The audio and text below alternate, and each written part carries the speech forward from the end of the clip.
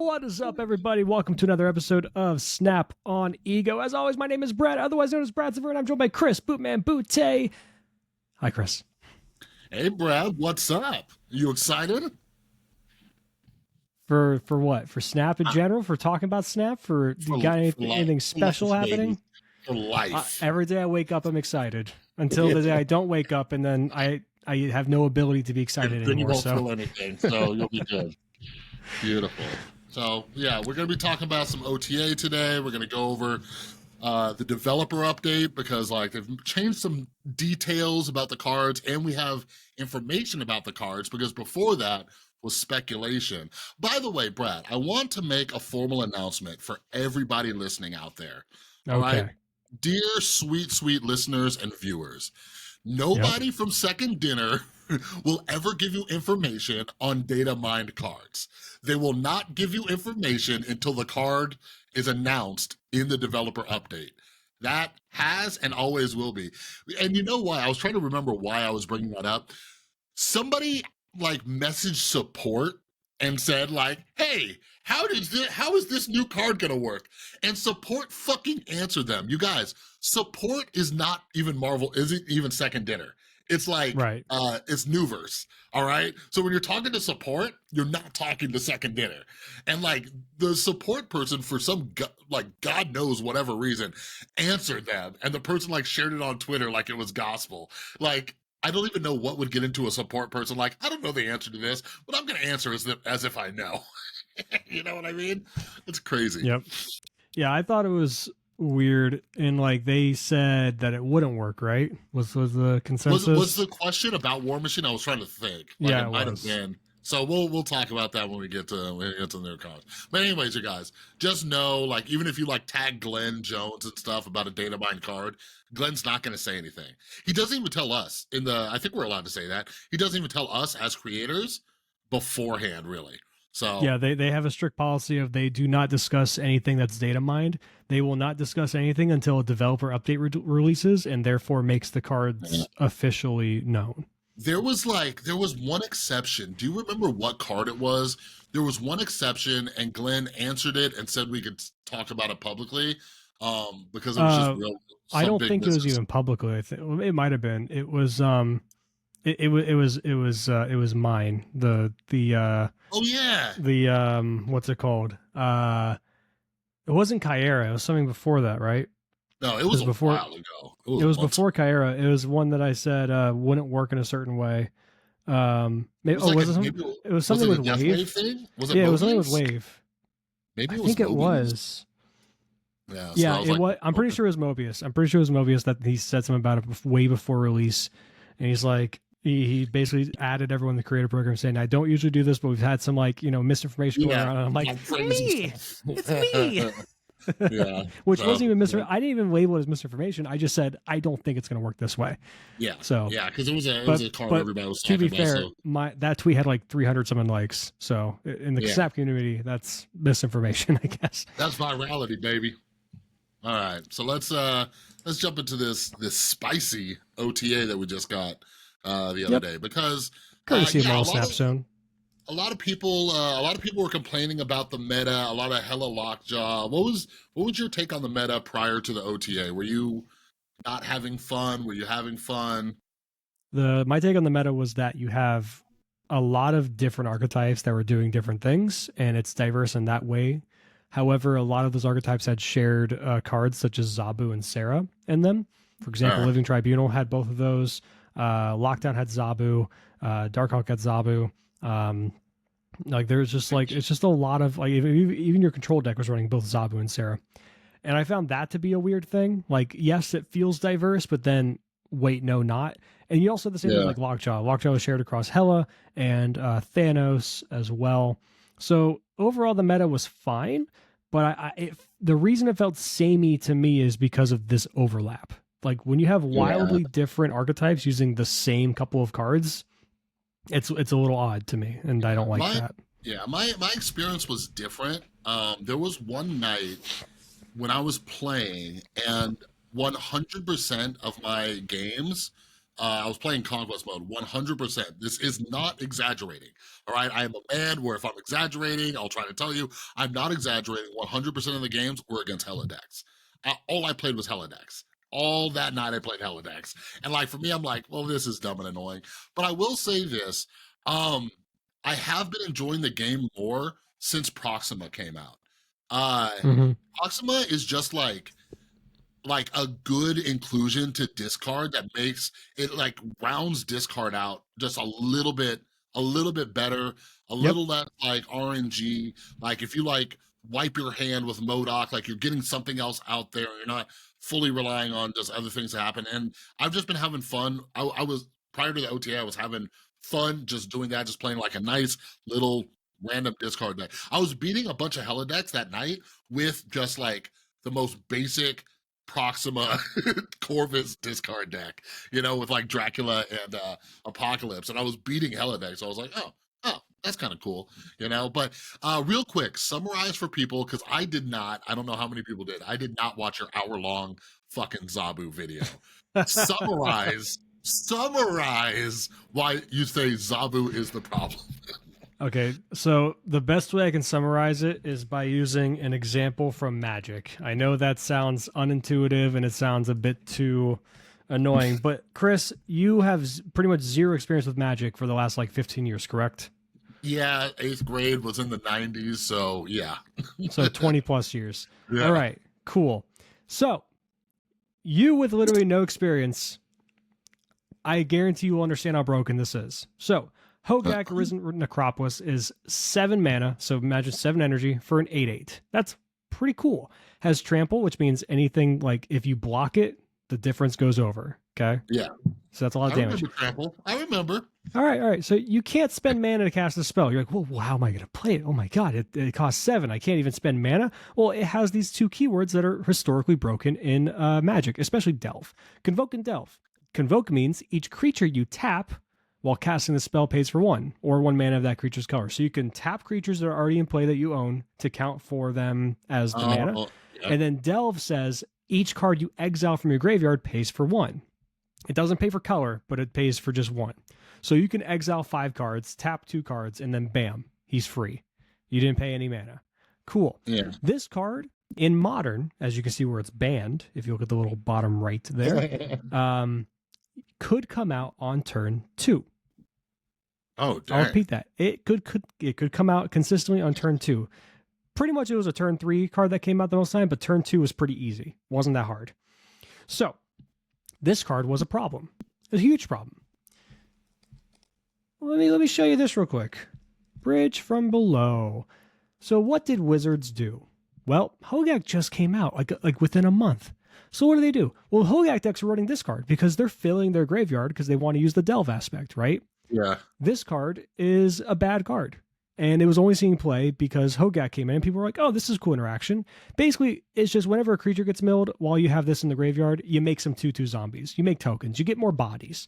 It's like a plan B. So rather than just going tall with Hogak and just slamming into people, you go a little wide.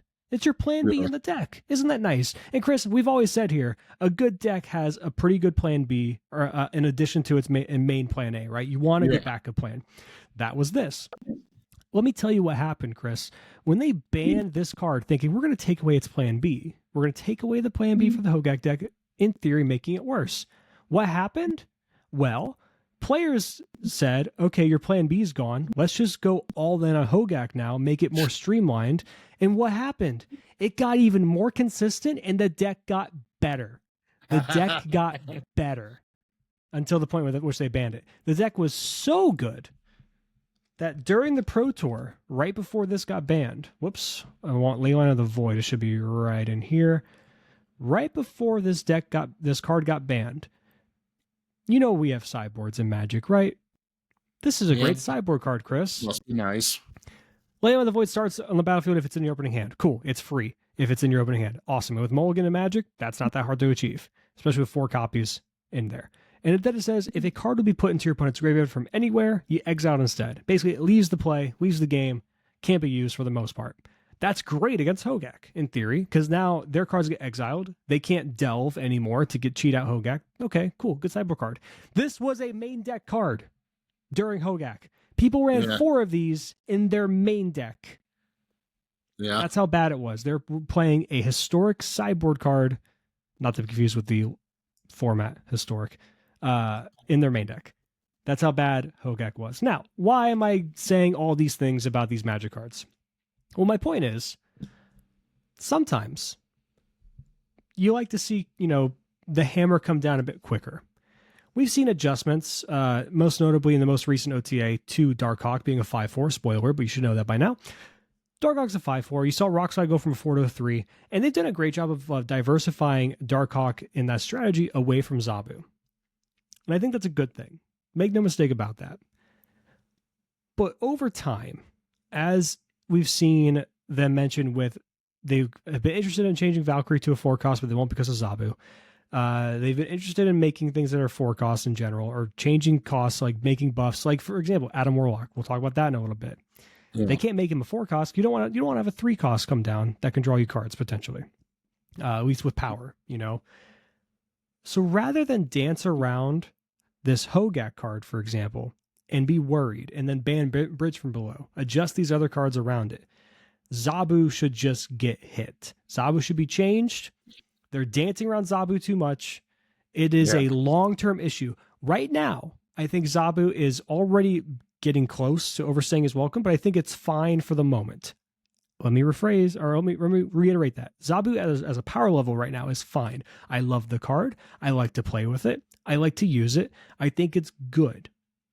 But in the long term, we're already seeing only a year and a half in, they keep just saying, we can't really do this and this because this card exists, and it's impending on their or impeding on their design philosophy and their design flexibility. Just change him.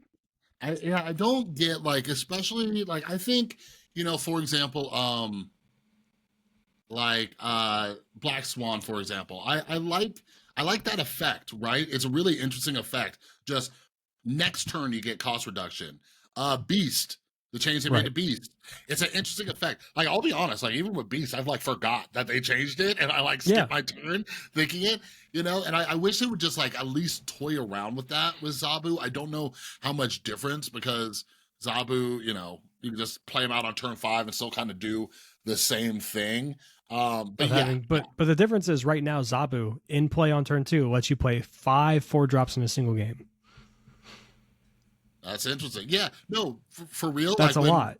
When 4-drop decks are powerful, I literally, if I see Zabu in my hand, I just snap. I'm like, okay, snap, like it was when Zabu first came out. You have Zabu, you snap, because I'm I could do a lot of things. Before they nerfed Captain Marvel, when you could play Zabu with Captain Marvel, Darkhawk, and some other 4-drops, I think Iron Lad was in there, I just don't know. I'm never just oh, Zabu, you guys are doing too much. Well, it's a card that doesn't feel oppressive, right? Because it's just a single cost reduction to a single type of card, right? 4 costs. Yeah. But over time, we're seeing more and more them being afraid of changing certain cards to 4 costs because of Zabu, and that also makes crazier impact on their design in general. Because imagine Cole in his original form where he couldn't be destroyed. Yeah. As before, in a Zabu deck, that would just be insane. Miss Marvel, we've already seen be really good with Zabu, especially. Again, I'll put it this way: the lockdown deck plays Zabu because they run Jessica Jones, Miss Marvel, and Omega Red or Shang-Chi. Yeah, and they're only running 3 4-drops. But they're running Zabu because the ability to play 2 of them on turn 6, especially with one that is effectively the same thing as their big 6-drop in Doctor Doom in Miss Marvel, with another 4 cost just to spread the power in that way, is really good. Zabu enables these kinds of things. And again, I don't want to see the card get murdered. I don't want to see it actually literally be Hogaked, where they ban it. I meant to click on it, I exit it, whatever. I don't want them to Hogak it and ban it like in Magic. I want them to change it in a nice way. Teddy over at Can't Stop Snapping had a really interesting idea. Let me see what you think about this, Chris. Make Zabu a 5 cost. So he's the only thing to play on turn 5 to get that turn 6? And then you get the 2 on 6. And even a step further, he can be like a 5-4 or a 5-3 like Sarah. But what if you made him a 5-1 or a 5-2, like something like a pretty awful stat line, right? And you gave him his original effect reduced by 2. Like, for I 5. wouldn't mind. Yeah, I wouldn't mind that at all, because forecast, even though they're like trying to like be careful of forecast, and we're gonna talk about War Machine. Like, War Machine is I think it's gonna be a busted effect. I'll try to calm down until we fully talk about it. But like the fact that he's a 4-6, right? You know what I mean? And like you could play with Zabu. Like I could, like. Yeah, I wouldn't mind Zabu being like a 5-1, 5-2. Like I think that'd be maybe tolerable. giving them the original effect again of a cost reduction of 2 for your forecast, so you can then on turn 6 play 3/6 3/4 drops, might be too good. But at least it's like a telegraph thing. It's only for that last turn, and it makes it harder to have priority leading up to that, right? Because before you could play like turn 2 Zabu, turn 3 Sentry, you can Annihilus later, and then have priority, and then finish with Goliath, right? This would make Zabu, really that control staple. Like that, I could still see you running both Sarah and Zabu, right? But then you just pick your lane. Like, okay, do I have a hand? Do I have a hand full of like with Maximus, Shadow King, and like 1 or 2 maybe 4 costs, or do I have a hand with like Shang-Chi, Enchantress, and like another 4 cost that you're running in there, right? I want to be able to run, play both of those 2 cards and Shadow King. Like it gives you this flexibility. I don't know, maybe it'd be too good. Let us know what you guys think about that particular idea. But I actually like it a lot. It keeps Zabu's integrity intact, but just makes it so. And the other thing is, it's a 2 cost. And one big thing that I've seen people complain about is like 2 costs don't feel valuable anymore. Ever since Luke Cage left the 2 costs, people say Elsa's not good. I disagree. I have played this Elsa deck on stream and off stream. We are on stream. We're 7-1. I've played 5 games off stream today alone, 5-0. So overall with this deck, I am 12-1 with it. It's an Elsa, Angela, Kitty Pryde deck, and it's actually I can show you it right now. Oh, you just sitting there looking at your stats? Oh, real quick. Forgot I had Untapped open. Where are you at? It's right here. This right here. So this is the list. This is the one we put on stream. So it's got Jean Grey with all your move stuff, Nightcrawler, Spider-Man, Miles, Vision. Shuri. Has Shuri in there, but you can also Shuri into Vision, so if you don't have the crazy Kitty Pryde thing, you can still do all that. Elsa's still very good. Whatever. So people think that 2 drops are bad. I would say in part it's because 2 drops aren't Zabu. Like the other 2 drops. Yeah. Like Zabu is just very good as a 2 cost. And by getting rid of Zabu or moving him away from being a 2 cost, I think is the better idea. Like going back to a 3 cost, for example, would be interesting. Or the 5 cost example would open up 2 costs again for like different ideas. Like, and I think even the Darkhawk changing from a 4-0 to a 5-4, as you see here, also kind of starts that. You can still run Zabu in a Darkhawk deck, but you don't have to. So I'd like to see some experimentation with like no Zabu. Yeah. And just see how that looks. Has Glenn said why they haven't touched Zabu yet? Because it's definitely not a metrics thing. It's just like I don't think no one's really asked. Yeah. Oh, that's interesting. Yeah. They said in the dev thing that that Zabu had a part in it, but it wasn't all Zabu for why Darkhawk was so good. Which sure, I agree. But Zabu plays a decent part. I think Zabu. If Zabu is 100% on their watch list, there's no way it's not. Yeah. Absolutely no shot it's not. Yeah. So we'll see. I was like, I don't think they've ever talked about it. But anyways, instead of nerfing Zabu, they nerf. I guess we'll start with Darkhawk. Not a nerf. You don't think it's a nerf? Lateral move. If anything, it's potentially a better card in some ways. So, give you an example. You play no Korg, no Rockslide, no Black Widow in your game, and you have a Darkhawk in hand. Wow, he's a 4/6 in most games, ending with 3 cards in your opponent's deck, right? Yeah. That sucks. Feels pretty bad. A 4/6 that does nothing else in a vanilla 4/6, that feels bad. But now he's a 5/10. Yeah, I not gonna lie. I've only played against one Darkhawk deck since the change, and like I swear to God, they only hit me with like one Korg. They dropped Darkhawk, and like I was like, what? I had to like check my deck and stuff like that. I'm like, what is this? They hit me with a Korg. Actually, they hit me with a Korg and a Black Widow, and it was like a 5/16 or something nuts. You know, I was like, what? I was like, what happened? So yeah, I don't know. The only thing is, unless you're playing him with a 1-drop, I think like what they did was they made him more of like a Shang bait, or maybe like Enchantress bait, because you can't just like you no longer have to like guess where Darkhawk's going to be. Guess what? If you Enchantress my Darkhawk now, I just have an Adam Warlock. Look at that. Yeah, that's crazy. It's no longer like just like a 0 power card. So you know what's interesting though about this change is that I have not run into Darkhawk like at all. I can't even remember. Because people love to drop their toys when they get nerfed. I'm so fucking sick of it. It's so obnoxious. People are like, I need to play the thing that's the most busted thing in the entire game. And now people are claiming that's Loki again. Shut the fuck up. Shut up. You're obnoxious. You're so fucking annoying. When I saw a good friend of mine, I met him in SnapCon for the first time in person. It's D Money, who's kind of gone away from doing Snap content entirely. He posted a thing like OTA wish list, and then just like had all these like Hela, Thanos, and then all of a sudden you see Loki loses cost reduction. I'm like, did you just try to sneak that in? Did you just try to sneak that one in? Thought I wouldn't notice? Because what the fuck? What are you doing? What do you mean? Yeah. You can't see because you're blocked, but him and Hoagland started going. I know. I will say, the change to Quinjet working with the transformed cards, I think, was a mistake, and they should not have done that. But they should not take away. So, if they're gonna change Loki, that's the only thing I'm gonna say about it because I want to fucking talk about it. If they're gonna change Loki in any way, shape, or form, they need to change that Quinjet interaction, or keep it. And then I guess you can change the Loki cost reduction because now you have to draw another card to make him better. I guess is the way to do it. But he's not a problem. He's not the problem. He lost so much. The collector doesn't get big anymore. Shut the fuck up. Yeah, not a biggie. What's next? Speaking of not getting big anymore, Forge is now a 2/2. So Deadpool decks don't really want to play with them anymore. I've seen a couple people still do it. I don't think it's correct, but Forge is a 2/2 on reveal, give the next card you play +2 power.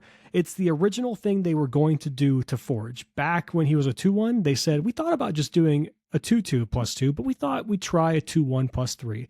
We saw how that one worked out, Chris. That was a bit too good, huh? Yeah. So, okay, well, let's go back to +2, make him a 1/1. Well, he's good in bounce. He's really good in destroy. Interesting. Probably a bit too good. And here we are, full circle, back to where they had on the drawing board. +2, he's a 2/2.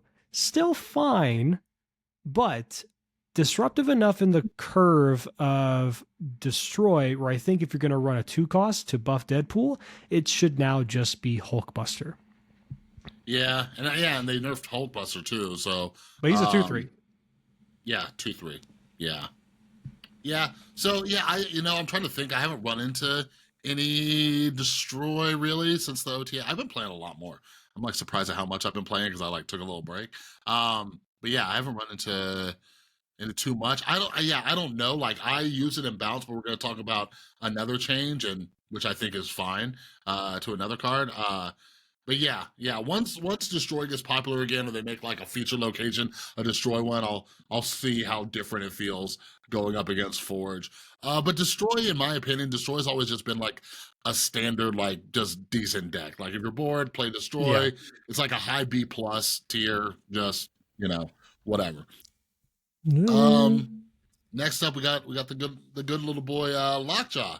They were tired of the Hela stuff, so they made Lockjaw a 4/5. I don't see anybody playing Lockjaw anymore, but I don't think it makes a difference. Like why do people stop playing Lockjaw?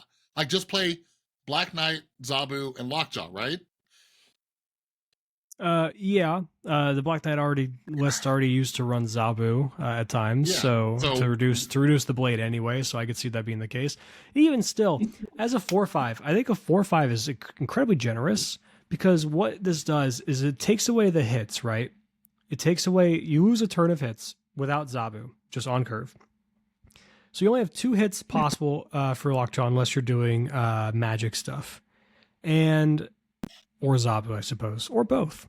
Well, couldn't you have 3 if you drop them? No. Yeah, like if you're not running Wasp, but you could drop them on turn 3 still. You see what I mean? I know, but like, let's say to their nerf, you can only do it twice if you're not ramping or cheating them out or extending the game. Before, in Thanos in particular, hitting a stone felt so bad.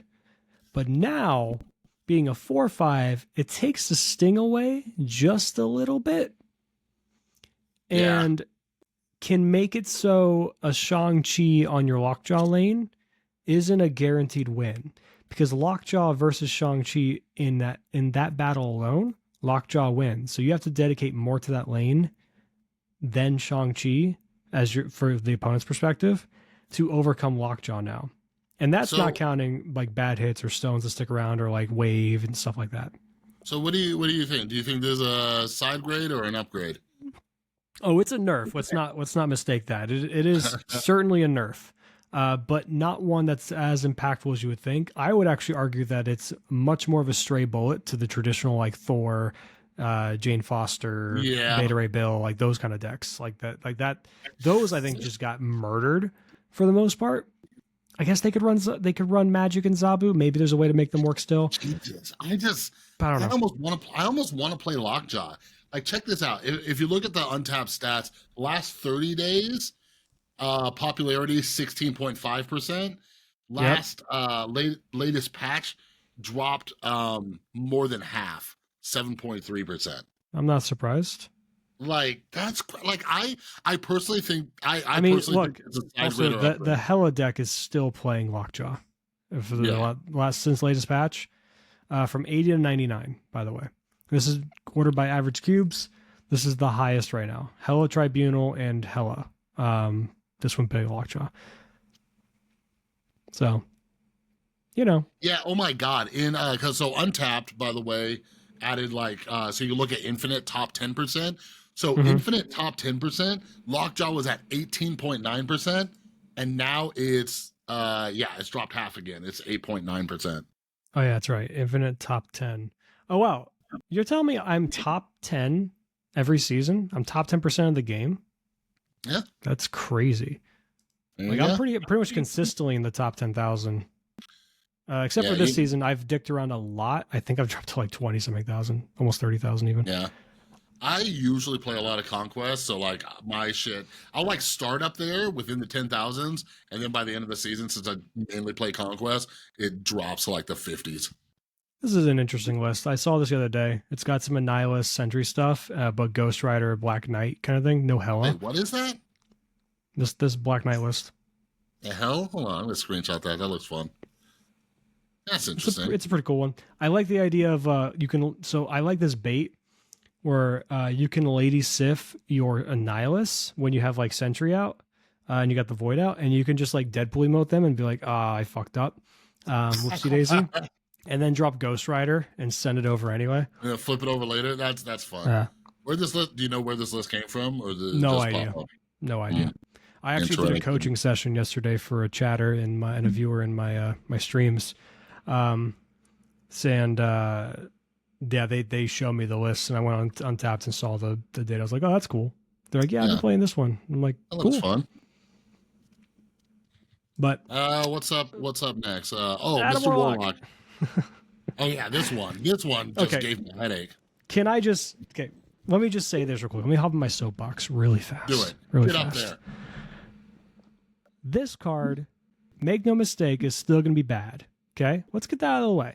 Wait, did we say what they changed it to for the listeners? Yeah, I'm sorry. It's going from a 2-0 to a 5-4. Same effect. If you're winning a lane, if you're winning here, you draw a card at the end of the turn. So it's a 5-4 now. It's still a bad card. Will likely be changed again, if not fully reworked to a different effect, which I think is the better option than being so scared of like card draw, because that's why they aimed low on their change. Yeah. However, I do think it's going to be marginally better than a 2-0. And for those of you, whether you're in the audience or not, or you maybe have seen these people on Twitter, on Discord, on Reddit, wherever, shouting from the rooftop saying, this card is worse. I used to love going Adam Warlock after basting it. No one ever expected it. I had such a high win rate with this card. Shut the fuck up. You are a liar. You're a liar. Let me just tell you this real quick, Chris. I believe you already know this, but maybe you don't. This is coming from Glenn Jones himself. Okay? Glenn Jones himself confirmed this to us. Adam Warlock as a 2-0 had a worse win rate than Agatha. Yeah. Again, Adam Warlock as a 2-0 had a worse win rate than Agatha. That's bad. Agatha, by the way, according to Untapped, at least in like the if I go to all ranks and then do 80 to 90, let's take a gander, because I'm pretty sure I remember it being 42%, something like that. So if you're trying to climb to infinite, it's got a 41% win rate. I'm sure it's worse across all other ranks. And I had a good friend of ours tell me, well, there are other cards that have worse win rates than Agatha. I'm like, yeah, they are Quicksilver, they're Domino, they're Angel. So there are cards that get played with Agatha as one example. And guess what? Games in which you play Quicksilver and Domino, or Agatha plays them for you. Because remember, you typically in those decks do run other cards besides those, so they might not be played, are going to be worse off in terms of total power than games in which she played, a Blade, a Sunspot, or whatever. So that's my thing. You're allowed to be upset about this change bit and ask what are they doing, but don't dare say they don't play their own game. They've explained and said, we aimed low for a reason. We're going to see what happens, and we're going to probably make a further adjustment from there. Yeah. So wait, chill, let it be. And by the way, nobody's been playing Adam Warlock. I can't remember the last time somebody played Adam Warlock. Like, I remember when Bass into Adam Warlock was a thing until people realized there was a bajillion other things you could do that were just better. You know what I mean? Like, I remember like maybe last summer, maybe even as far back as last spring, early on in the Valkyrie days, that was a thing, but less than 0.5%. Yeah. Popularity. So yeah, everybody needs to chill. Like, and I'm surprised how many people were arguing. Like me and you, we're on Twitter like, hey, listen, they can't make the card worse. Like, you cannot make it worse. You cannot. If you're at the floor, you can't get worse than the floor. It's either just as bad or and especially a card that nobody plays. Like, why not just experiment and test? Like, just any kind of commentary on it was just useless unless you said, I still don't think this card's good. That's about it. People are like, no, here's why it's worse. It's like, oh, the thing you never played is worse. Oh, okay, cool, now what? Right. Like, whatever. And here's the thing, there's one of two things that happened. Either you are one of the 0.4% of people, 0.4% of people going from the last 30 days from 80 to 99 that are playing Adam Warlock, or what I would argue is the more likely scenario, you're not infinite and you're not in those ranks. You're lower, which is okay. There's nothing wrong with that. Yeah. But you don't have the wherewithal or the understanding that other players do that hit infinite and stuff like that, or at least have a better understanding of Snap in general, and are consistently the way that I was thinking. Yeah, this isn't like you're bad, shut the fuck up. You're allowed to be upset, but you have to understand you're coming from a different perspective. If I play a hyper competitive game like Rainbow Six Siege and I am consistently an Emerald or Champion or whatever, like one of the higher levels of the game, or I'm a Pro League player, God forbid, then I have a vastly different understanding. Go screen record or record your games of Rainbow Six Siege in your silver elo, okay? Silver or gold, and then go watch Pro League and show me the fucking difference. It's all the same characters. It's the same guns. Yeah.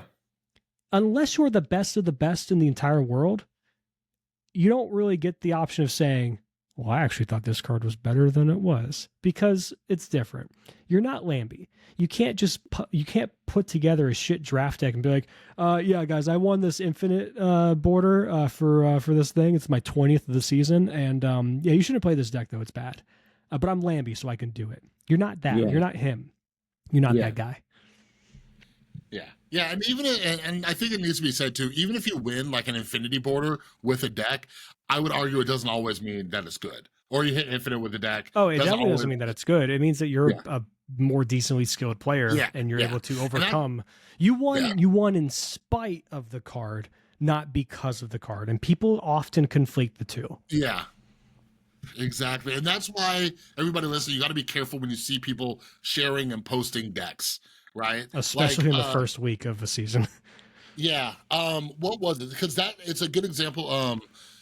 Jeff got an infinite border with this like Loki kitty deck or whatever. I played it and I lost like every game with it. Jeff is like definitely a better player than I am. And then when you look at the stats, like Jeff has very good stats individually with that deck. And Jeff being one of the more popular streamers, a bunch of people played it and the deck has terrible stats. It's like a negative cube rate. Like it's not that even. kind of happened with my priority deck. It wasn't that big of a drastic change, but Oh I yeah, had like I had like a point .60 or whatever. Yeah. Yeah. Like I was like, oh, I'm gonna try Brad's deck, and it infuriated me. I could not get a win. I could not get a win with it, you know. And for some of us too, it's just different play styles of decks. You know what I mean? Like, if I'm uncomfortable with like a deck, I'm not used to it. I'm like, nah. Like, Yeah, so I'll say, 153 cubes up, about a 69% win rate. Nice, 73 and 31 with this build. Yeah. If I look at that same deck, so I'll just put like Super Giant, Mega Red, and Daredevil. I'm sure that'll find it. Let's see what the average player does. I don't want that. I want. Oh yeah, it goes back to the mine. I have to switch back to what Dex. Hitting the back button doesn't work, I guess, on Untapped. Super Giant, Daredevil, Martyr. You probably just had to put those in. You're I found the exact one. So this one actually got a pretty decent cube rate, 54% though, so about a 15% off of win rate from mine. 530 games played. But if I take out Omega Red, it should have the other version, which was the Miss Marvel one. Yeah. Actually, let me just open this up a bit. Yeah. All right. So there we go. You know what? You guys that took my deck for about over 1,000 games, y'all did okay. People getting used to it. Maybe people getting used to it. Some of these just take practice, you know. Good cube rate. That's like, look at these cube rates. These are insane cube rates, by the way. Those are good cube rates, Brad. And no one's playing the deck anymore because it's it's very samey. I get it. There's not a whole lot of crazy lines. It's like, cool, I got Super Giant, and then I just try to get big things down. Yeah, with your life. Yeah. Yeah. All right. Little Ant-Man. You got a little tiny buff. No Crazy buff. Crazy buff. Not a tiny buff. Do not disrespect this. This is huge? This is massive. All right, explain. A 1/4 to a 1/5? Chris, you know that's a big difference. And on top of that, slamming, and it can happen because I've been trying it with like a Destroyer deck. I found out that Onslaught on an Ant-Man or a Mojo and stuff is pretty crazy. Yeah, getting +8 instead of +6 on an Onslaught lane while niche is something to keep note of. But no, Ant-Man as a 1/5, when I already thought Ant-Man was really good as a 1/4, is pretty crazy to me. This just makes Zoo decks a bit better, ones that already want to run Titania and Martyr as well. And now, for those of you that just, like, for example, like with this deck, like the one I was just showing with that had Martyr and stuff like that, a lot of people were like, well, I don't have Martyr, what do I play? Well, now you can just fucking play Ant-Man as a 1/5. Like, yeah, you have to stack the lane, but it's not that hard to achieve. Ant-Man is just a good card. I'm trying to see if anybody's playing with it with any success. I mean, you can just play Zukula too, if you really wanted to. Yeah. Like, people are mainly playing in Agatha. I have seen, like, on here is like exclude Agatha, for the love of God. Okay. One of the top deck on here is 53% win rate and only 0.1 cubes, and it's the Thanos Valk deck. I have this black. Most played is the Black Swan. Changed from last 30 days. Changed from last 30 days to the latest patch. Oh, the latest patch. I see. And then I'm looking at Infinite Plus, but I can change that too. Oh yeah, I can show Infinite Plus as well. Like, so it looks like the top players are really picking it up. Well, let's go by average cubes. Yeah, it's the zoo. Still about 2,000 games played. This Black Swan deck, I think this one's harder to play than it lets on. Yeah, I really enjoyed that deck. I was playing that for a bit. If you have Black Swan in hand, you just don't play your one cost the entire time. You just wait. Though I do think Nebula is not very good in this list. What would you put instead? Just something that's has a power. I would put in like a Titania or Martyr because you already have 0 in here. Might as well give yourself other use. Also, I ran Cole in this list at 1.2. Strong Guy cutting Strong Guy for Cole, I think, is the move. I think it made the deck a bit better. Yeah. Interesting. Yeah. Interesting. But yeah, like I don't know. You were just going on one about Ant-Man. Why is nobody playing it? Because it's a series. It's not even a series 1. It's a starter card. People think that if it's a early card in the game, unless it's Iron Man, a lot of people just kind of like. It's also not a very exciting card. It's boring. Like I get it. It's a boring card. You just slam it down, you fill the lane, and look at that. Yeah, and it almost feels like it's easy for players to overlook cards. Yeah, it almost feels like people should be playing. I don't know. Like, I'm surprised I haven't seen more people experimenting with it at least. But right now too, and this is I haven't been making as much content. I might try to make some more now that we have some exciting cards coming out. But the last rant video I made was a rant video, and basically I was going off about how for months now, there's so many different styles of play, and for months now, Second Dinner has just been appeasing the people who like slamming down power. You know, think about so many cards, like just like Call Obsidian, Blob, just these cards that put down big numbers. And like these kind of decks that would use Ant-Man, like they go wide. You know what I mean? But right now you have these other decks that like cheat cards out and do whatever, and like you just can't keep up with some of these smaller cards. And I think that is one of the big issues. And I don't know. You mean you can't keep up with the bigger cards? You mean, right? Yeah, the point slam cards. Basically, in my video, I said buff bounce again, like bring it back to its former insane glory. Like you still have like Blob putting down 20 power sometimes, right? We'll see what Cannonball does. We'll see. You still have people getting Infinite out there with Helidex and whatever else, huge numbers. But yeah, this next card, let's go to the next card. I'll say it. Chavez changed to a 1/2. I've been playing bounce with it, having a lot of fun. Been able to put up some big numbers, like running Collector again, and Bishop. I've been able to put up some big numbers. It's not super consistent, but it feels like we're getting closer to that old bounce. But like with the amount of large cards, let me know if you think I'm crazy. You'll tell me to shut the fuck up. Bring old Hitmonkey stats back. Can't. You just can't. You just can't. Because Hitmonkey was consistently like a 210. Fuck it. And now you could argue there's a reason to run Ravona bounce now if you go back to a 2-0. And now you have a 1-cost Hitmonkey. Oh yeah. Ooh, that'd be sexy.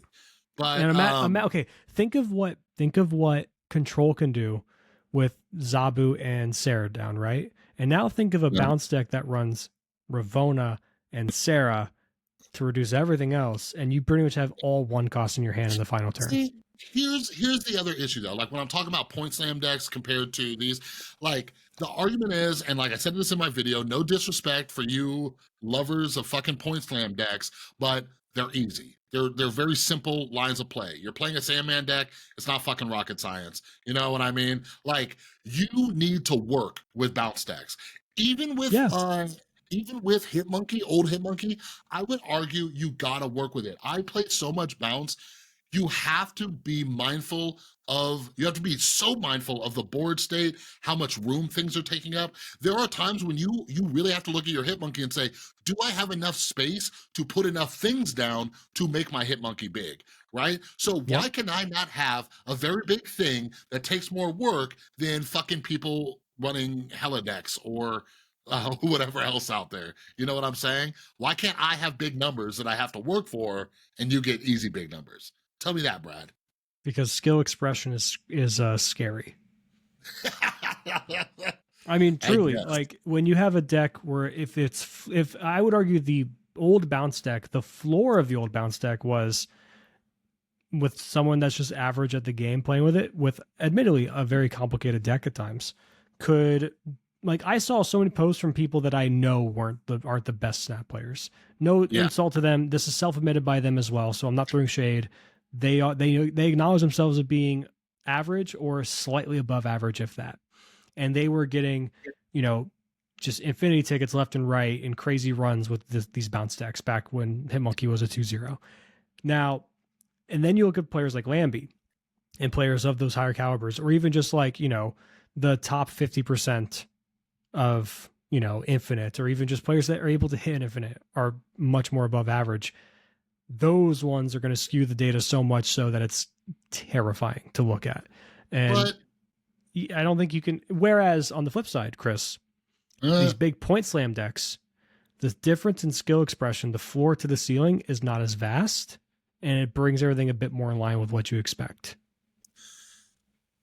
yeah, like I don't know. Well, right now the top deck in Infinity Conquest is Thanos deck with gigantic numbers running Dino, Blob, Magneto, whatever. But Yep. then one of the other top decks is Lockdown. We also have Loki Dino as one of the top decks. Anyways, like what I'm saying, like right now, maybe not so much, but I think that's always the case, is that there are simplistic decks that people get used to, right? Because I think with Bounce, people just finally got the reps in.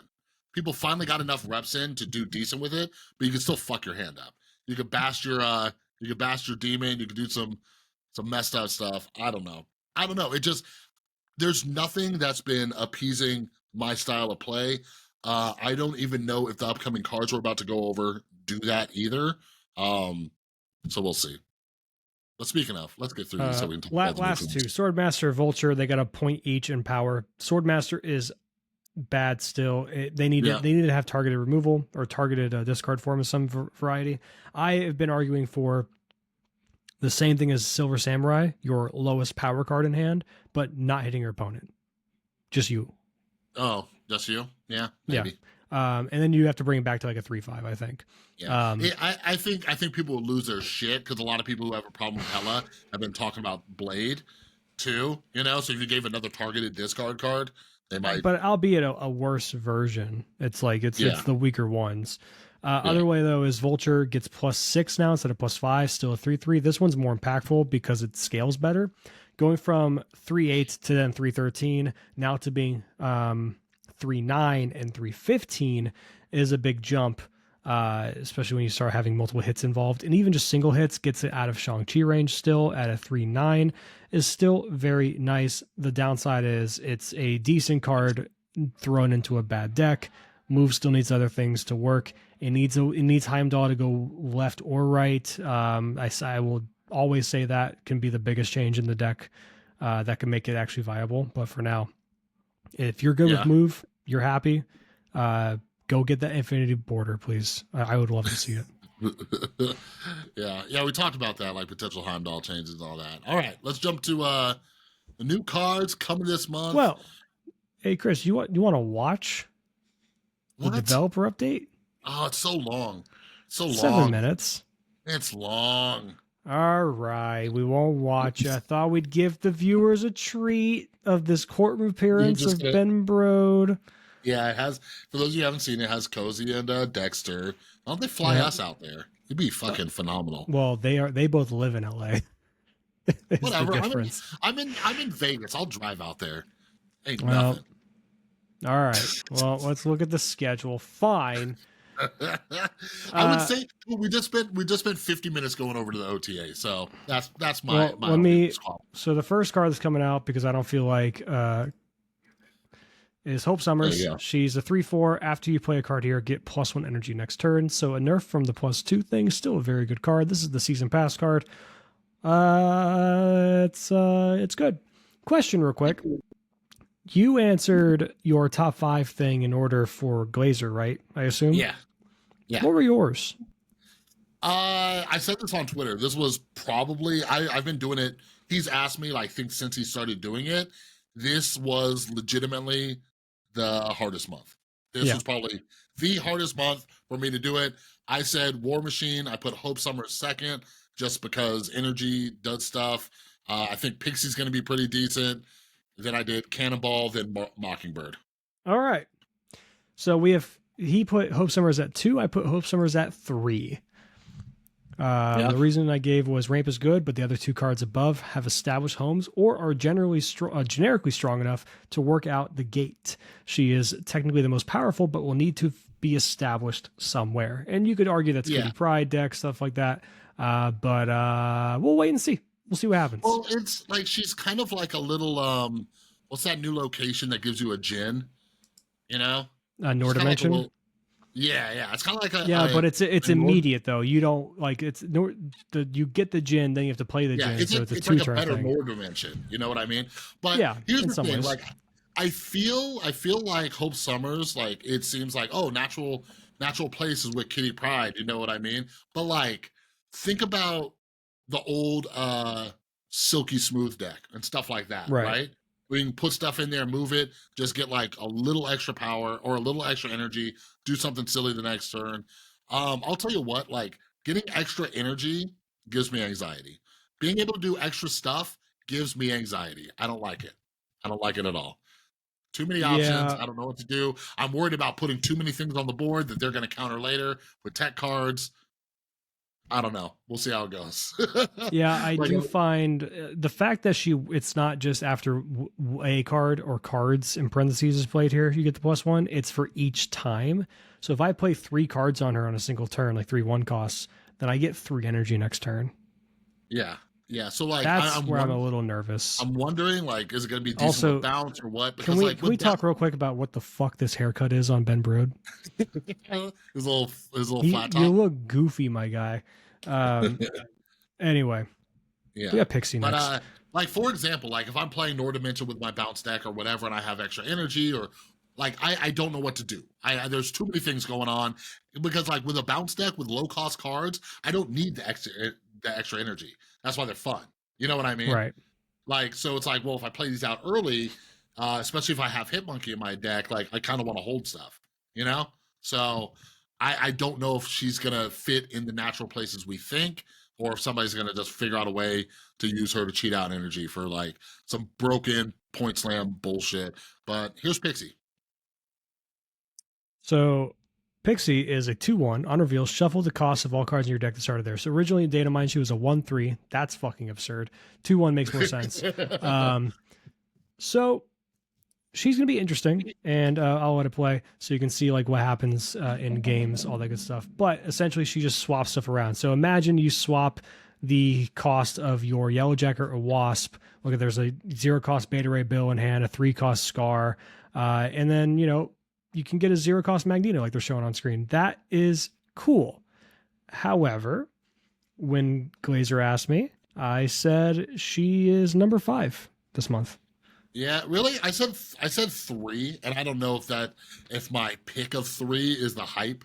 Like I saw that 0 cost Magneto, and that probably helped bump it up. But like just rewatching the video, I'm like, this can get a little chaotic, right? It's almost like creating like a new discard deck in the sense that some random shit's gonna happen. Like when you high roll on it, it's gonna be fucking dope.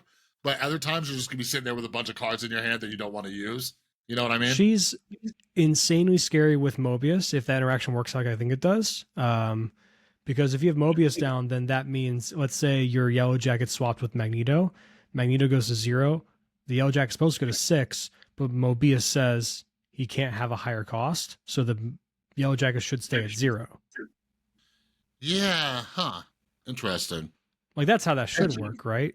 Yeah, I think so. Maybe the wording of its swaps costs changes how that interaction works. I don't know. So wait, will Mobius counter? It shouldn't. Mobius shouldn't counter Pixie. It should also counter Pixie, yes. No, it shouldn't because you swap. Yes, it does. It's swap cost. Chris, you got cost reduction. Okay, here's the thing.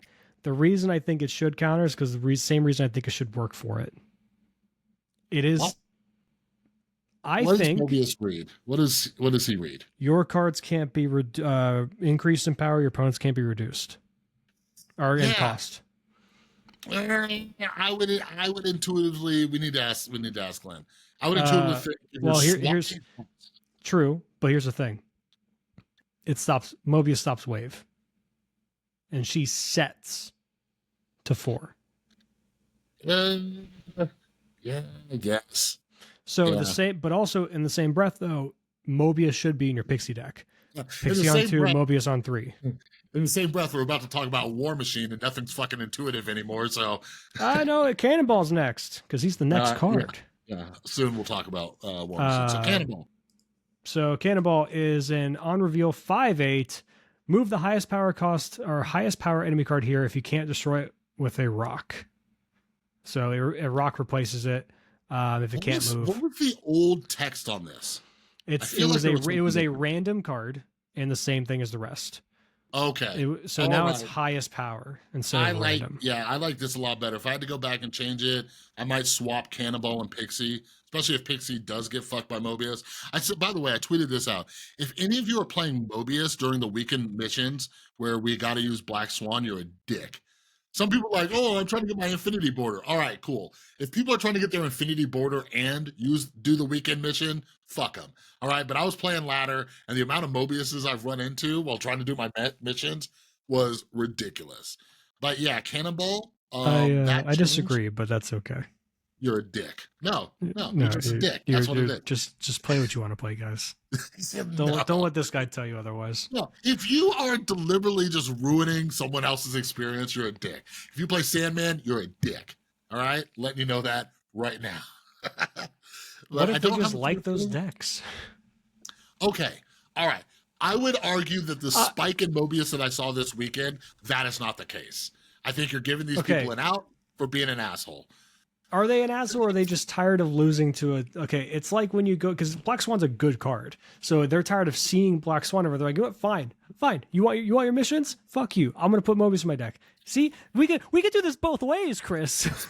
All right, okay, you're swaying me a little, I guess. Like if they're just like, all right, I let enough. Okay, you gotta let people play with it a little bit before you reach that point. Then I accept it.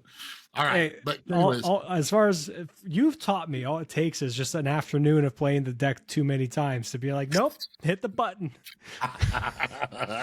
Yeah, but Cannonball, what are your thoughts? What are your thoughts on that card? Cannonball's cool. I don't know. I guess that's weird that they're wait, hold on.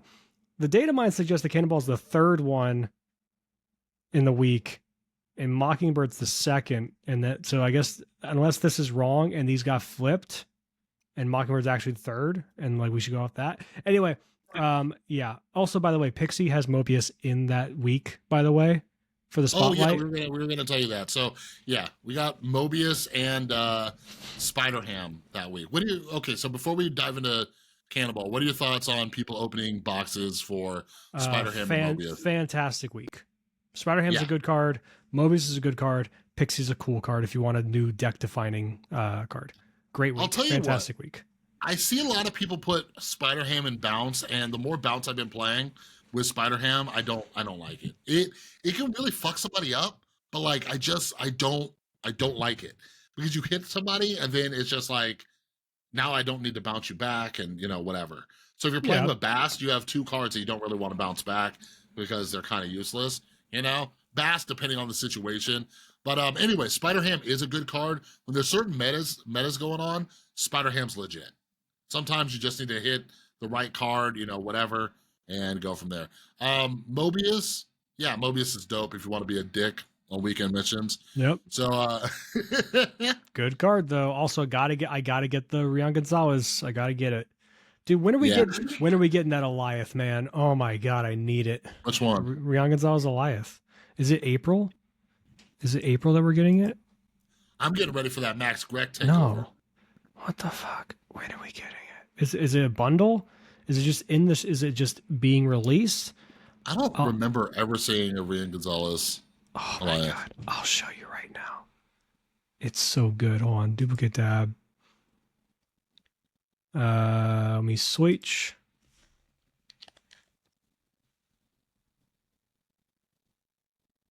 Hello? That's not Eliath. That's not. It just took me down here. Why?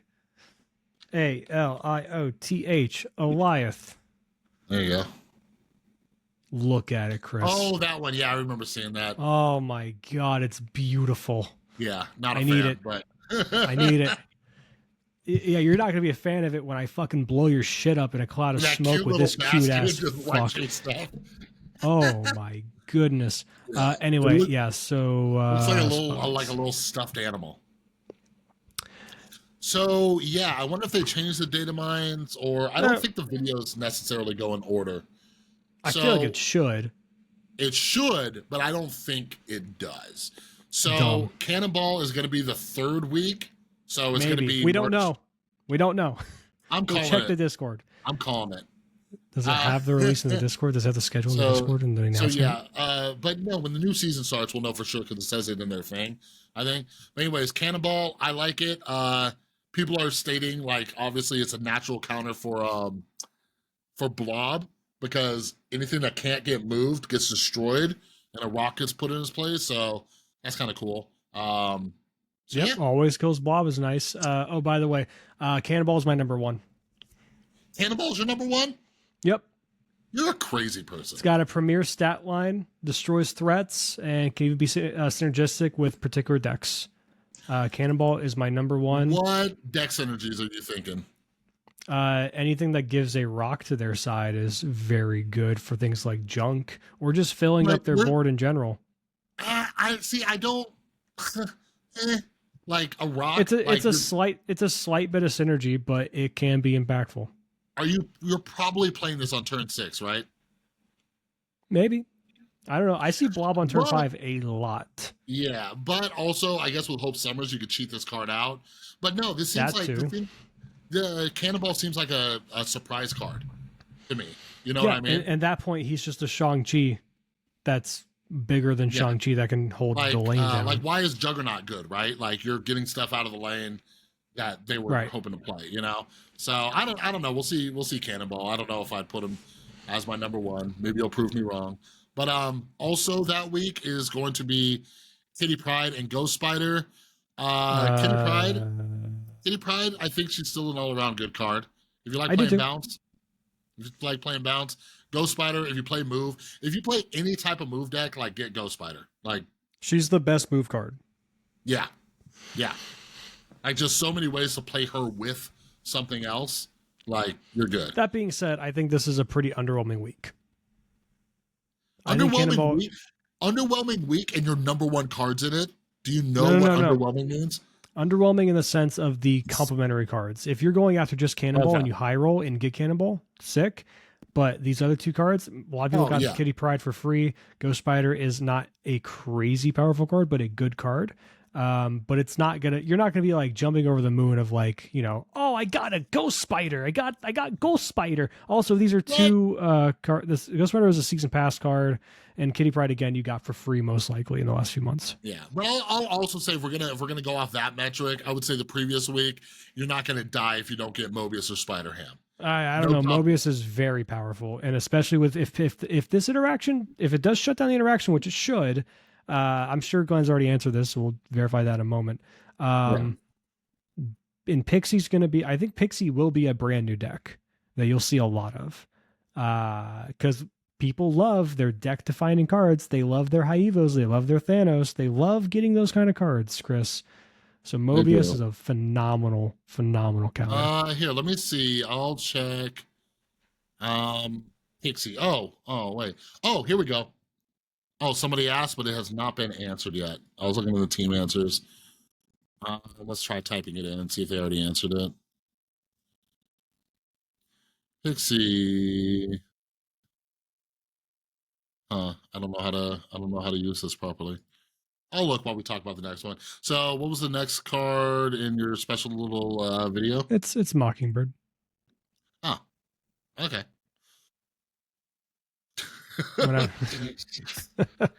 Mockingbird is a 5/9, by the way, that costs 1 less for each of your cards and play that didn't start in your deck. So this is my number 2 card, Chris, because insta fit in Thanos, insta lock in Thanos. Now you have Cole, Blob, and Mockingbird, who's likely going to cost 2 or 3 energy per game on average. because of the stones. They did not start in your deck, and they're all 1 cost, so it's easy to put them in play and weave them into your turns. And you probably play on average 3 of them a game. So she's going to probably be 2 energy for 9. Jesus. And when you don't have her, hold on, play the video while you're talking real quick. I just gotta see something. When you don't have her, see, they even showcase Thanos as the first thing, by the way. When you don't have her, Blob eats a 9 power. You're happy with that? Yeah. Oh yeah, and Moon Girl, double Mockingbird, crazy.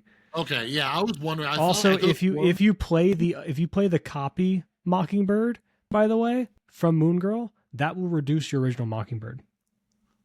Oh, yeah. Because that didn't start in your deck, did it? Aha. Well, and if you have Quinjet, I think that's gonna be the play too. Like, yeah, Quinjet too. Like, think about playing think about this combo: a deck with Quinjet, Moon Girl, Mockingbird, and then just like Maria Hill.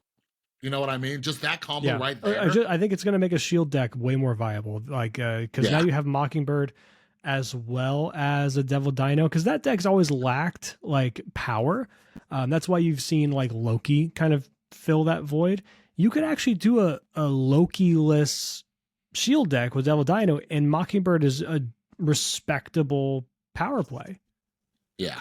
The thing is, I think you just got to remember, like, you got to play your cards. And a lot of people who play these like hand-sized decks are not playing their cards. You know what I mean? Well, that's mostly for Loki and stuff. True, and I guess Devil Dino to a lesser extent. Yeah. So it'll be interesting. Yeah, I wonder if anybody will play it with the revamped Helicarrier too. Helicarrier, I've been that's like, fun. Yeah, I've been like, great with collector. It's been really cool. Yeah. But this week is also pretty good. You got Man Thing and the amazing comic one, the Bronze Age variant, as well as Miss Marvel. So if you don't own Miss Marvel or Man Thing, this is a great week to open. Man Thing, I will stand by being one of the most underrated cards in the game. People think you have to build around it and do like rocks and like Viper over stuff to their lane and things like that to make Man Thing valuable. Yeah. Completely disagree. You can just play him on 4 in a lane that they have 1 or 2 of the 1, 2, or 3 costs in that lane, and he's doing a phenomenal job, and he can help hold that lane. Yeah, he has the potential of being like a 4/9. Right. Like, yeah. Like it's depending insane. on what deck you're playing. Well, a 4/9 just hitting 2 cards. Like that's hitting 1 card. He's a 4/7.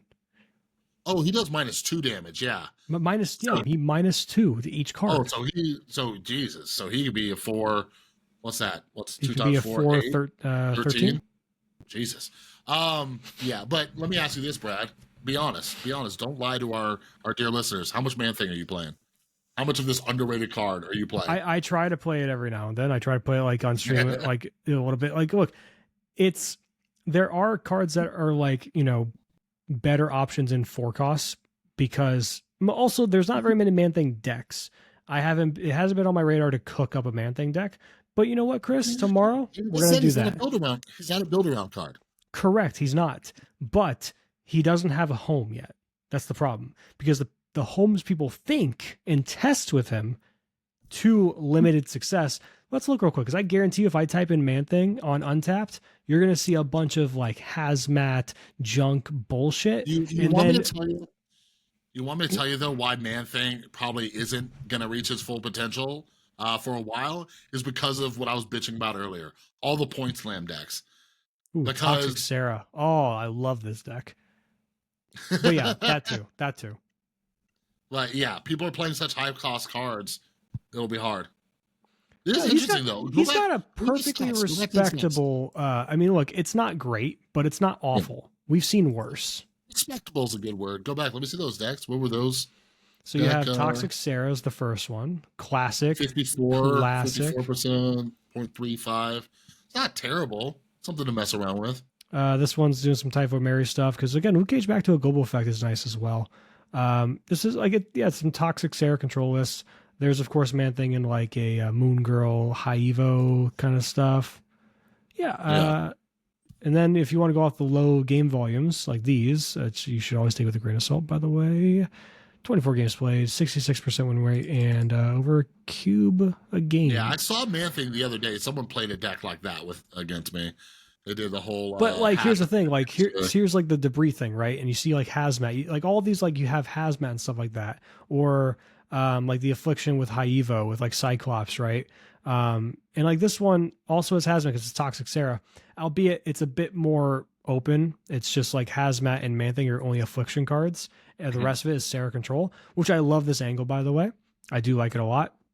However, realistically, Lockdown is a deck that I think could very well play Man Thing. Like this one, for example. This was trying to be cute with like the Super Giant stuff.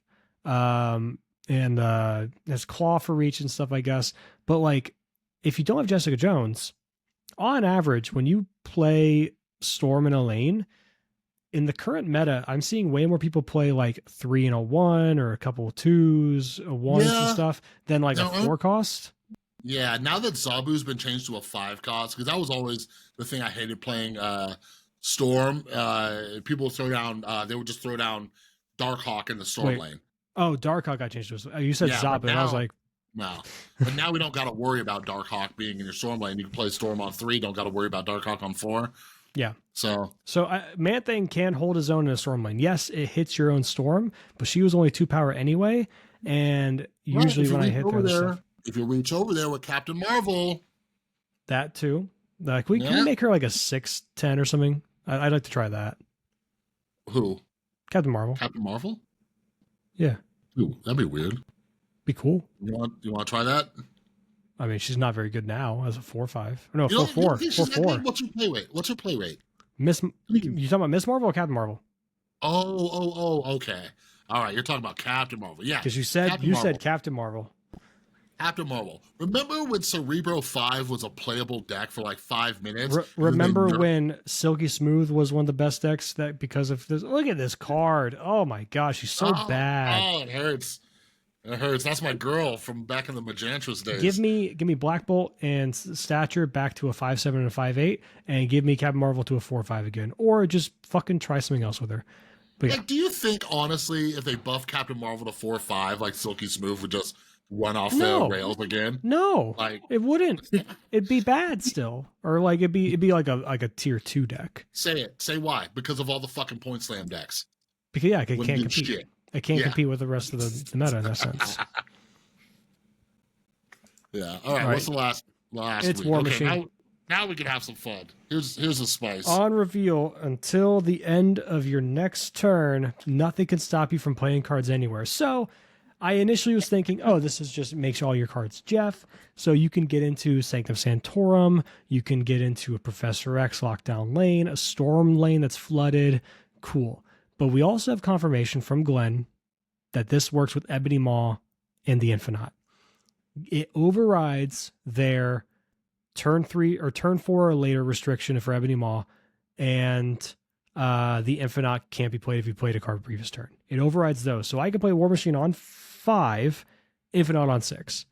Or I can play War Machine on 4 or on 3 with Zabu, and then I can play Ebony Maw somewhere as well. And also on top of that, if you have Ebony Maw down early, which is nice in this kind of deck, by the way. You can play into it? You can play into it after you play War Machine. Yeah, so that's crazy. Like I think that's crazy. We might have talked about this a while ago, but there's nothing intuitive about that. That says, I hate it. I hate the interaction. And yeah, like I saw Lauren Whatevs said that she thinks like the play is not going to be War Machine into Infinite, but that is 1,000% what we're going to see. 1,000%. I quote tweeted that and said, I don't know, man. I saw Blob do pretty well for himself as just a 6 drop that you play. And look, I like Lauren. She's great. But she was saying that like, well, this is a 2-card combo. I'm like, yeah, but it's a 2-card combo that you play on turn 5 and turn 6. That's not very hard to achieve in this game where you draw 80-something% of your deck. And then they said, well, War Machine's, expensive for turn 5. I'm like, well, it's a 4/6 and you just play a 1 cost with it. That's not that big of a tempo or loss. a 2 cost. Or a 2 cost. Yeah, it was Zabu, right? Yeah. Like, think about that. Like, if for some reason I played this with Silk, I'm putting down 11 points of stats on turn with Zabu. I'm playing 11 points of stats on turn 5 and then slamming You down can 20. already do that on turn 5 if you play Martyr or Ant-Man, newly buffed Yeah. Ant-Man. Come on. Like there's this. Did you put? Oh, you didn't put this as your number 1. Was it your number 2? No, it was my number. Number 2 was Mockingbird, by the way. So this is number 4. This is my number 4. I forgot about Mockingbird into Thanos. I probably would have ranked her higher. Yeah, I just put it's likely going to be a 1 or 2 cost in Thanos. That alone is enough to be very good. So I put her at number 2. Ho is number 3. War Machine is number 4. But that doesn't mean it's a bad card. I think. I mean, the only reason it's number 4 is because of the Infinite thing. If this didn't work, it'd be the worst card of the month because it'd be very niche and less impactful on average. Because Professor X is nowhere to be seen anymore. It's based on locations and stuff, or Storm, and that would make it way worse. I feel like this card's giving me Legion vibes. I think it's gonna be better in scenarios that we're not expecting, just because you're gonna see so many people playing War Machine, and you're just gonna see a multitude of that fucking That's animation. A great animation, by the way. Yeah, those of you who are listening, damn. But that's cool. But I think you're gonna run in. I think you're gonna run into some situations just where locations are locked down or whatever. And here's the thing: think about this. Think about games where you're playing Sanctum Sanctorum, right? Some asshole's gonna be like, "Oh, I'm gonna drop Doctor Doom," and you're gonna slam your Infinite down in Sanctum Sanctorum, right? Right. Like that's crazy. Not only can you just play, can you play Infinite, you can play them into just lockdown locations. That is bonkers. But yeah, I don't think it's intuitive at all based on what it's saying, right? It sounds like a Jeff card. It sounds like you can just play it anywhere. Like I would not expect it to just take away any restrictions from very powerful cards. Yeah, it's one of the. It should only affect the cards in play. Yeah. Like getting through an Electro or Sandman effect makes sense because those are in play cards and you're overriding those effects, right? But overriding cards in your hand, like Ebony Maw's built-in effect and Infinite's built-in effect, feels unintuitive to me. But I say this like I'm not gonna fucking try it.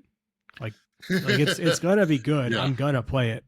I just don't like that interaction. We have locations though. Krakoa's. Hold on. What do you think about Silk and Silver Samurai? The other caches, the other boxes. Oh yeah, that's the thing. Also, Silk is good. Silver Samurai is a decent card that's hard to find room to play in a lot of discard lists. Wants to be played with Dakin. It's a weird week. I've been playing Silver Samurai in a stature deck that does run Dakin.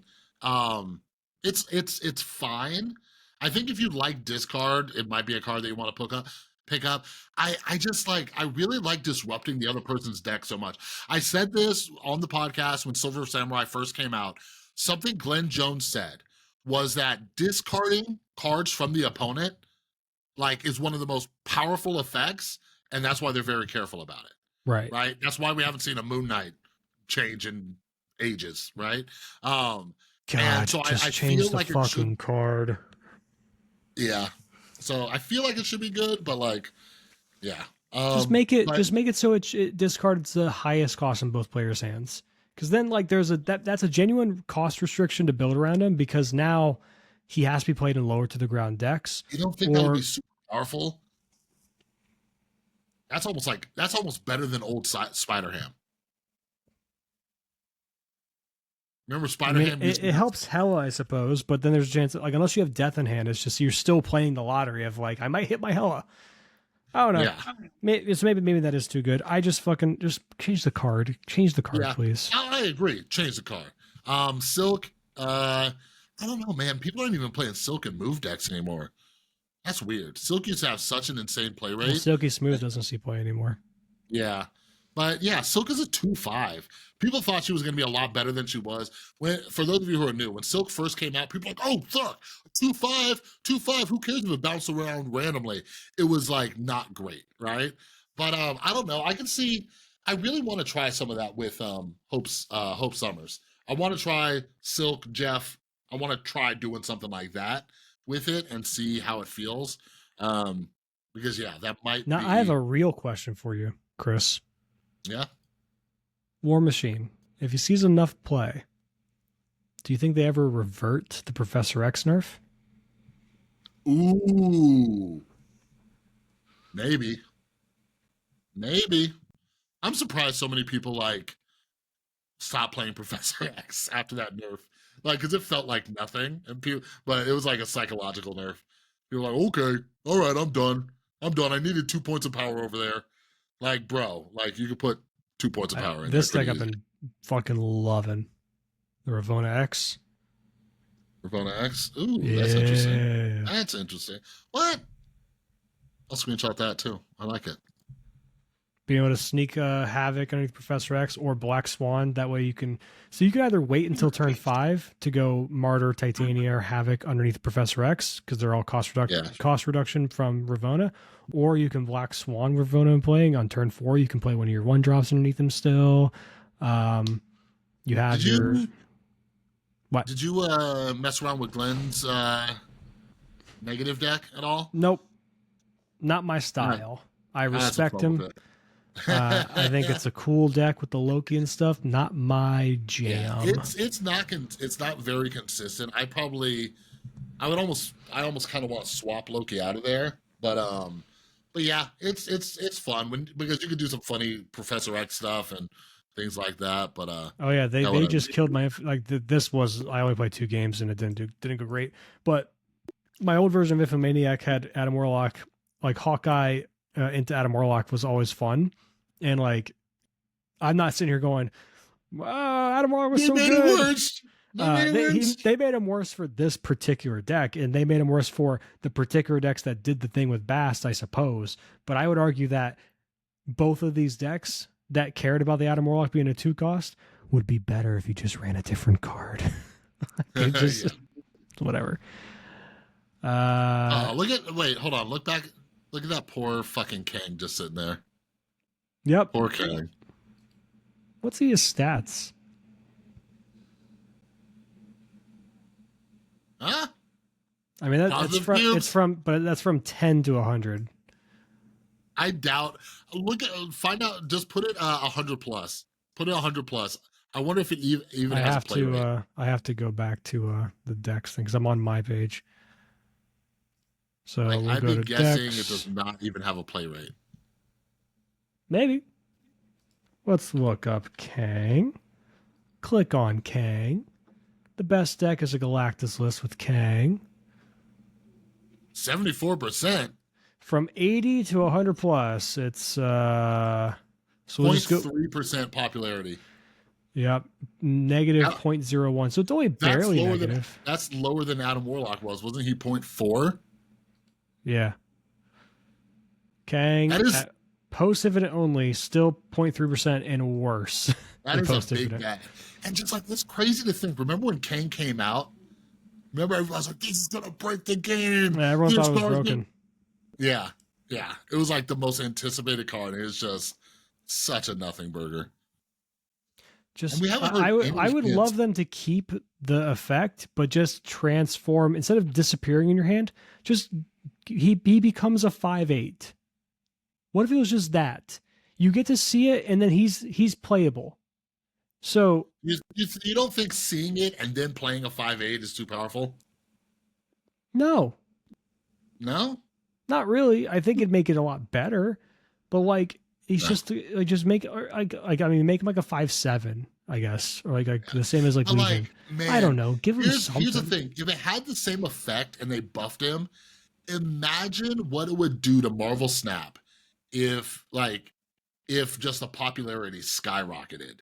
Like something that I often think about is I wish they would speed Marvel Snap up. And I don't know if that's just our ADHD generation, if we want everything quick, but I feel like Marvel Snap still takes too long sometimes, especially when people are roping every single round, right? Like when they rope until the end and then snap, hoping that you made your turn and locked it in and stuff. Like I wish it was at least an option for speed Marvel Snap, where I could just go in and it's just like boom, boom, boom, boom, boom. You know? Yeah, I get it. I'm not.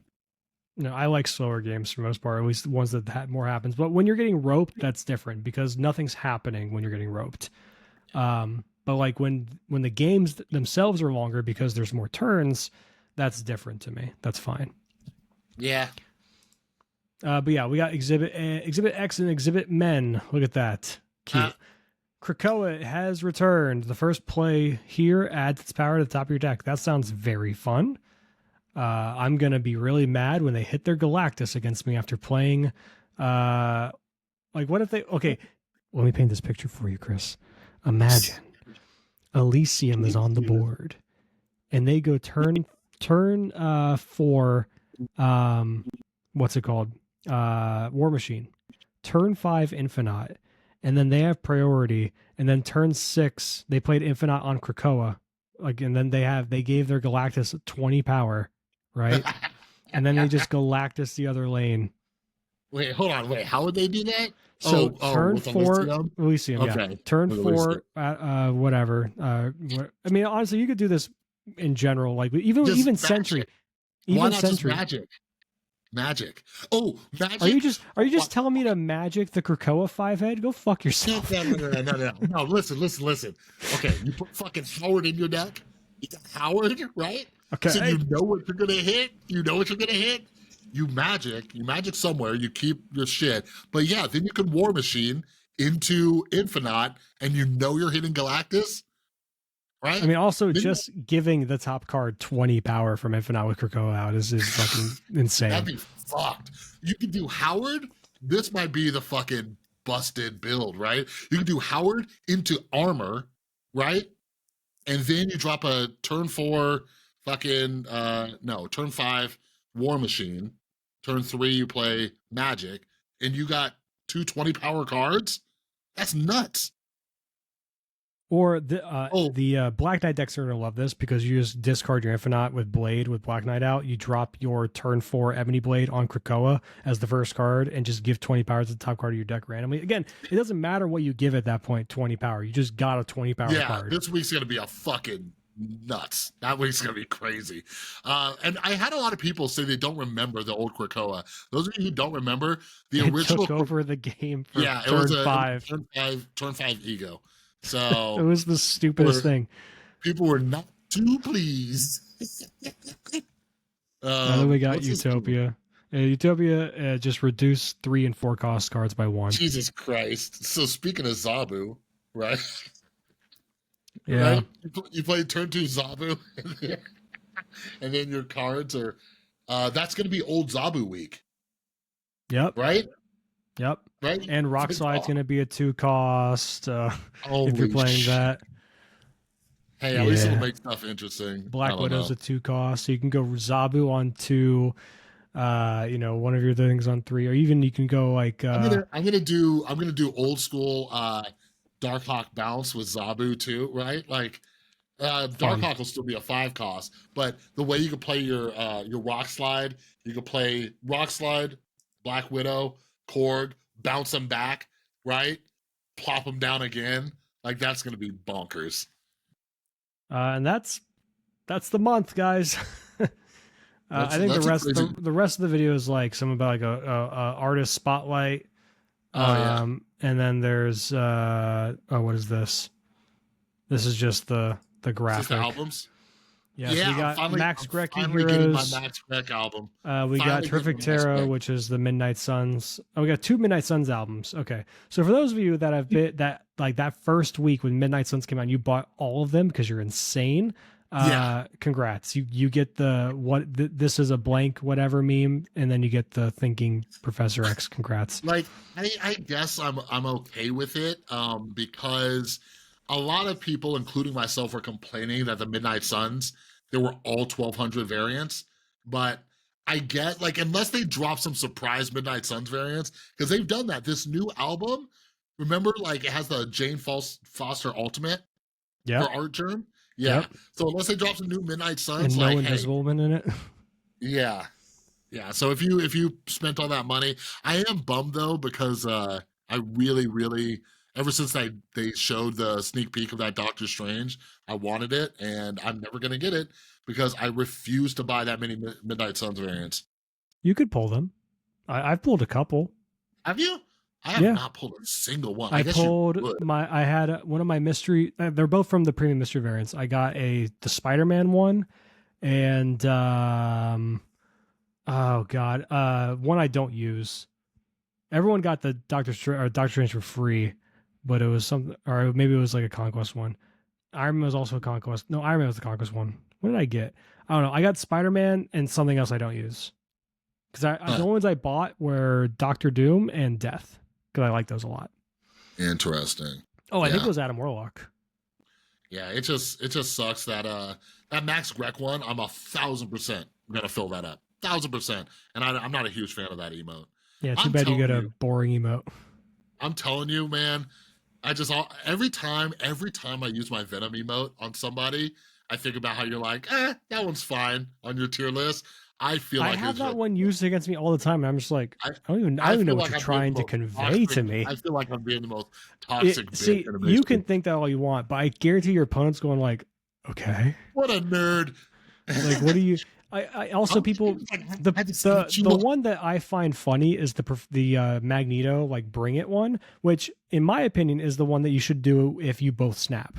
It's like fist bump, Magneto bring it. Or if you want to be toxic, just Magneto bring it. That's fine. I think that's great in that circumstance. But when I'll have people beat me in a close game and they'll do the Magneto bring it, I'm like, you're not even using that right. Is it Magneto bring it or is it Black Widow bring it? It's Magneto. It's Magneto. He's going like this. Like with the wait, then what's the Black Widow one? There's a Black Widow one? Yeah. I don't know, dude. Is it not out? It might not be out yet. I don't think it's out. Can I even look at like emotes in Snap.fan? Do they have a thing for it?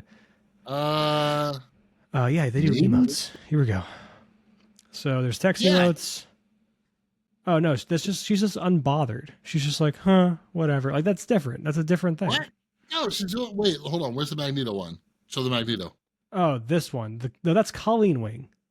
That's Colleen Wing. Oh. Yeah.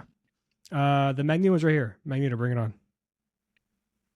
How do those look any different except for Magneto has like some swirls around his hand?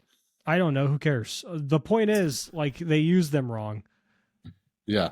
The Beast, I think, is going to be better than Deadpool. Because the Beast is like, okay, the Deadpool, people think it's toxic when you Deadpool when your opponent messes up. But this one makes sense if you do when your opponent messes up. Just like, like fucking got you. Like, yeah. Also, this Captain Marvel shrug, when you miss Marvel me, I can just Captain Marvel shrug back. Like, all right. Yeah. No, some of these are great. I can't wait for that Galactus one. Just okay. Yeah, okay. I'm gonna start doing that. That's gonna be my response when people miss Marvel emote me. I'm just gonna okay.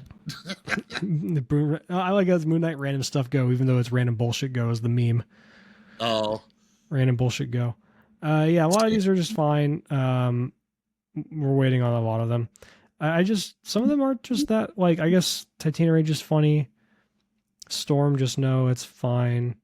I don't know. Like, I'm not like clamoring. I like the Iceman one though.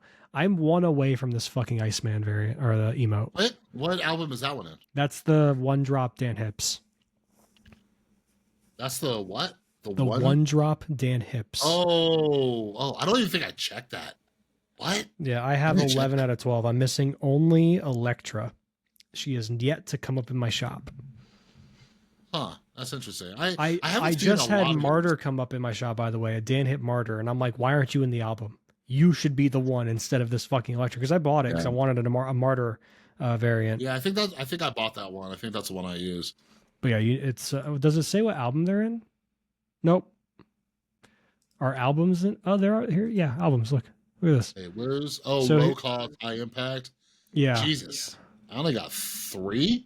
My buddy just finished the Jim Lee one. He just finished it. Oh, so you got the today. Magneto. He's been waiting for the Sabretooth to come to shop, and like not yesterday, but the day before yesterday, I was like, "Hey, Gumbo, I got Sabretooth in my shop. Is that the one you need?" He's like, "It fucking might be," and he goes and looks like, "God damn it, it is." And then today, he got it. So I'm I'm proud of them. absolutely shocked that neither of my Pixel albums were filled. Did you get either of those? No, because I don't have like any discard pixels. And I don't have any You destroy destroy pixels. Pixels? Just Yeah, both of them. I'm looking. I have like, it's like they chose the two archetypes that I don't have any pixels for. It's crazy to me. Yeah. No, as soon as I saw it was a Pixel, I'm like, oh, I'm gonna have this filled. Nope. Yeah, I don't even have Killmonger. Yeah, I don't even have the Killmonger one. I have like, I don't think I have any of these. I have Carnage. Yeah. And then for the discards ones, I have also this one's like, I just don't give a shit about some of these. Like also I'm not a big fan of the Pandart ones. Like some of them are cool, some of them are whatever. Like I like this Deathlock. I got the Deathlock, but that's it. Yeah. I am 3 away from this one. Omega Red's in my shop right now, I think. I guess I should go get it. But I don't really care about the Cosmo. No wonder why I see the Cosmo one more than anybody, because it's Dan Because Hipp. it's just the regular Dan Hips. This one I don't care about. It just doesn't do much for me. I have this Omega Red because I like it. I have the Killmonger because I like it. This is the one I got for my Toxic for the Venom. Emotes. Like a lot of these albums that just don't do for me. But this Iceman sweating I think is so funny. Plus, like I had a day where right after this album came out, my shop had it had Sunspot, it had Bast, and like I think it was like Titania were in my thing. Or no, it was like X23. And I was like, oh, I'll just buy all of those. Cool. And then I looked, I'm like, okay, I need 2 more. And then the reason I bought them is because I was on stream doing it. I bought them and I'm like, I'm buying these because it's going to get me back up to, it's going to get me to enough to get the random roll. Right. Yeah. And I'm like, cool. So I do the random roll. I'm like, okay, we need either Titania Dan Hipp or we need Electra Dan Hipp. And I rolled into Titania Dan Hipp on stream. It was fucking awesome. I was like, let's go for the random crazy. roll. And I was like, that's crazy. Can't find this fucking Electra though. Just can't find it. Yeah, I think I've only seen that once or twice because that was a newer one, wasn't it? Let us buy them from the thing, from the album. Yeah, they make so much money. I know. They make so much money. It's like printing money. Yeah. Yeah. What, are they trying to do us a favor? That's like when the fucking bartender, I think you've had enough. Let me ask you, what if it was like a 15% markup or something? Maybe. Well, the thing is, they don't even have to mark it up, right? Like, what do you think they're doing it because they won't make enough money on it? Why would they mark it up? Unless they were just greedy. No, I'm saying if they wanted to be extra greedy and say, well, the convenience you're getting, here's a 15% markup for the gold cost. So like it's like instead of it being like let's say instead of it being like 700s, it's like 900. Yeah. No, I'd still fucking buy this goddamn Electra at 900 gold so I can finish the album. Yeah, I can see them. I can see them doing something like that. But yeah, there's got to be a reason they're not doing it. They don't want us to spend that much money. I don't know. Why has anyone asked this? Everybody says they're predatory. Look at us. Look at us fiends over here, asking them to be more predatory. You know? Yeah, let me spend money on the things I want to spend money on. Like fuck. Yeah. No, like for example, like my shop. There's I don't give a shit about this squirrel girl. I want this Iceman sweating his balls off. Let me get that shit. I want to be quaking in my boots when you're like. I want to spam this against a Galactus player. Like, oh, I'm so scared. Yeah. Yeah. Maybe someday. Maybe someday they'll let us spend more. But yeah, I think that's all we got. All right. We love you. We appreciate you. You're the best. We hope you enjoy these episodes. They're always fun to do. I have nothing to announce, Chris. Nope. Me neither. Enjoy the episode. Right. Follow us on socials. Brad's been streaming a lot. Yep, Monday through Friday. Stream schedule? I stream Monday through Friday, 11:30 a.m. Eastern to about 4:30 p.m. Eastern, give or take. Monday, Tuesday, Thursday, I stream Marvel Snap. Wednesday, I stream Lorcana. Friday, I stream Magic the Gathering. How do you stream Lorcana? Pixelborn, baby. Fan made. Like? It's a fan made digital. I'll show you it right now because it is insane, and I'll fucking screen share again. It is so good. Pixelborn. Like, can you just add whatever cards? Like, how does that work? Yeah, all the cards are in it. All the Oh, cards. so it's just like if you had an unlimited collection. Correct. That fun? Playing with just the most busted stuff. There's a new version of it. Yeah, yeah, of course it's fun. Pixie launcher, game version, play. Let me play.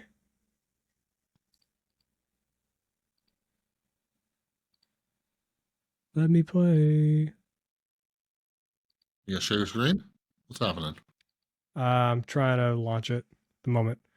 But yeah, like it's I don't want to download the new version. Can I just play the old version, please? Nope, I can't. Okay, I have to download a new version. They have an update, so I'll do that. Let me end the fucking cast and then I'll do it for you. So again, we love you. I stream Monday through Friday, all that stuff. Pixelborn, Lorcana on Wednesdays, Magic the Gathering on MTGO on Fridays. We hope you hear again for the next one. So Peace. bye.